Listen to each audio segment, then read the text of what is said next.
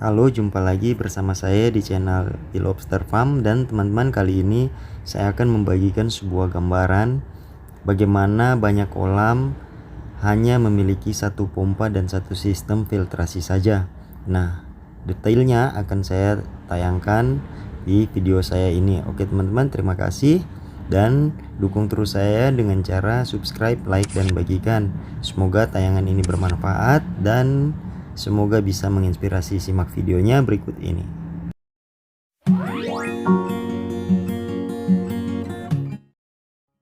Nah, kali ini saya akan menjelaskan atau membagikan sebuah kegiatan saya, salah satu kegiatan saya untuk memberikan gambaran terhadap salah satu owner yang ingin dibuatkan desain untuk kolam di lahan 8x12 meter. Nah, kegiatan ini saya buat mencakup bagaimana membuat sistem kolam yang ada, target panennya, terus sistem filtrasi. Nah, di lahan 8x12 ini yang ingin saya jelaskan kali ini adalah bagaimana sistem filtrasi dari setiap kolam yang saya buat ini menjadi satu sistem filtrasi, teman-teman. Oke, jadi seperti ini gambarannya. Nah, di lahan 8x12 meter ini saya membuat 4 buah kolam pemijahan, kemudian 2 buah kolam pembesaran, dan 2 buah lagi kolam pembesaran untuk masa panen, serta ada beberapa kolam burayak nantinya. Oke teman-teman, jadi untuk saat ini yang pertama adalah bagaimana sistem kolamnya. Jadi saya membuat kolam itu seperti ini, teman-teman. Jadi ada 4 buah kolam pemijahan yang ini, kemudian di bagian pojok ujung ini, bagian atas berukuran 3x4 meter ini adalah kolam untuk pembesaran. Kolam pembesaran 1 inci menuju ke 2 inci terdapat 2 buah, dan kolam pembesaran ukuran 7x4 meter itu juga 2 buah yang di bagian tengah ini. Nah, jadi di sini pemijahan ukuran 2x2 terdapat 4 buah kolam. Nah, ini tepat berdiri di lahan 8x12 meter, dan ketinggian kolam ini saya buat sekitar 50 cm saja. Nah, oke teman-teman, jadi dalam sistem kolam ini ketinggian air itu saya rencanakan sekitar 30 cm, dan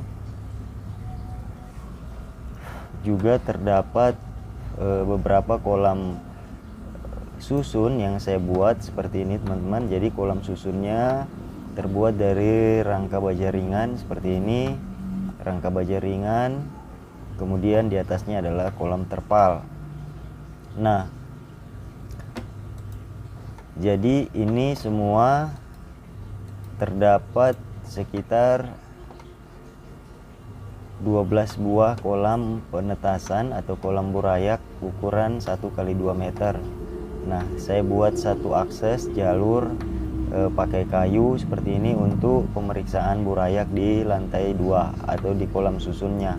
Nah, seperti ini teman-teman. Jadi memang permintaan ownernya untuk dibuat kolam permanen bagian bawah, dan untuk pemenuhan kebutuhan kolam burayak itu bisa di lantai 2 seperti ini, atau dibuatkan kolam susun seperti ini. Nah, ini juga rencananya sebagai langkah awal untuk akan melanjutkan pada tahap yang lebih besar. Jadi ini sebagai proyek tahap 1, dan nantinya akan dilanjutkan kepada proyek tahap 2 yang lebih besar. Nah, seperti ini teman-teman. Kemudian juga saya lengkapi dengan beberapa bagian termasuk atap. Nah, seperti ini. Jadi ini saya lengkapi dengan atap parnet dan juga plastik UV. Nah, terserah nanti dalam pengembangannya mungkin akan juga digunakan atap permanen, dan ini menggunakan rangka baja ringan teman-teman seperti ini. Nah, ini gunanya untuk agar tidak ada cahaya matahari langsung yang cukup besar, sehingga digunakan paranet untuk pelindung dan plastik UV untuk meminimalisir atau menghindari masuknya air hujan. Nah, seperti ini konsepnya dengan lahan 8 kali 12 meter, hasilnya seperti ini teman-teman. Nah, kemudian yang ingin saya bahas kali ini sebenarnya adalah bagaimana dengan kolam yang sekian banyak ini teman-teman. Kita bisa membuat satu sistem air atau treatment air dengan satu sistem filtrasi. Jadi saya sudah membuat beberapa atau satu planning untuk sistem filtrasinya. Jadi di area bagian luar itu saya buat semacam ini, semacam satu bak penampungan sistem filtrasi. Kemudian juga terdapat sistem perpipaan. Nah, sistem perpipaannya ini mungkin bisa dilihat seperti ini. Jadi teman-teman, konsepnya adalah bagaimana semua air yang ada di kolam ini itu bisa masuk ke bak penampungan yang akan kita jadikan sebagai bak penampungan untuk ditarik menuju filter. Nah, prinsip yang kita gunakan adalah bagaimana level air di dalam kolam itu adalah sama dengan level air di dalam bak filtrasi ini. Seperti itu teman-teman. Jadi muka air di dalam kolam yang ini semuanya sama dengan nantinya muka air yang ada di sini. Artinya memang sudah menjadi sifat air adalah permukaannya akan selalu sama dengan level atau dengan konektivitas yang sama, seperti itu. Jadi prinsipnya adalah ada pipa connecting dari bawah yang masuk ke dalam kolam ini atau bak penampungan ini. Namun dasar dari bak penampungan ini saya buat lebih dalam 50 cm, sehingga secara gravitasi airnya akan masuk ke dalam bak penampungan ini, dan level muka airnya itu akan sama dengan level muka air yang ada di dalam kolam. Jadi teman-teman, misalnya saya kasih contoh di kolam pembesaran ini teman-teman. Jadi di kolam pembesaran yang ini ada 2 lubang output seperti ini. Nah, ini kita tanam, kemudian ada sistem skimmernya bagian atas. Jadi air yang dari sini akan masuk ke dalam pipa, secara otomatis akan connect dengan air yang ada di sini. Seperti itu. Jadi semua kolam yang ada ini konektivitasnya ada di dalam bak penampungan ini. Dalam artian prinsip kerjanya adalah harapan kita semua kolam yang ada di dalam perencanaan ini, dasar air atau airnya itu akan masuk ke dalam kolam penampungan ini, kemudian akan dihisap menggunakan satu pompa ini di bagian ujung chamber setelah melalui sistem filtrasi yang ada. Nah, seperti itu teman-teman. Jadi ini juga saya lengkapi dengan berbagai katup atau stop keran, sehingga ada area-area tertentu misalnya yang tidak ingin kita masukkan ke dalam sistem filtrasi, itu cukup kita tutup saja dengan stop keran seperti ini. Misalnya saya ingin memutuskan kolam pembesaran yang ini untuk tidak masuk ke dalam sistem filtrasi. Nah, itu sederhana saja teman-teman, cukup saya tutup katupnya ini sehingga tidak masuk ke dalam kolam ini. Jadi saya bisa memilih dengan sistem ini kolam mana yang akan saya hisap atau saya sedot airnya melalui sistem filtrasi. Namun secara keseluruhan ini bisa berfungsi sama atau bisa berjalan bersamaan ketika semua katup ini saya buka. Nah, seperti itu teman-teman. Oke, jadi prinsipnya adalah sama seperti mungkin bagaimana kolam ikan koi. Melalui dasar kolam itu kita tempatkan sistem vakumnya, kemudian menarik kotoran Jadi ini akan secara otomatis tertarik teman-teman airnya dari kolam ini karena ada sedotan pompa seperti ini. Nah, jadi sistem aliran airnya adalah dari bak penampungan ini yang air kotor itu akan ada di kolam ini atau di bak ini yang pertama ini, kemudian yang di bagian atas akan masuk melalui pipa ini, dan di chamber satu ini kita tempatkan filtrasi mekanik berupa busa dan lain sebagainya.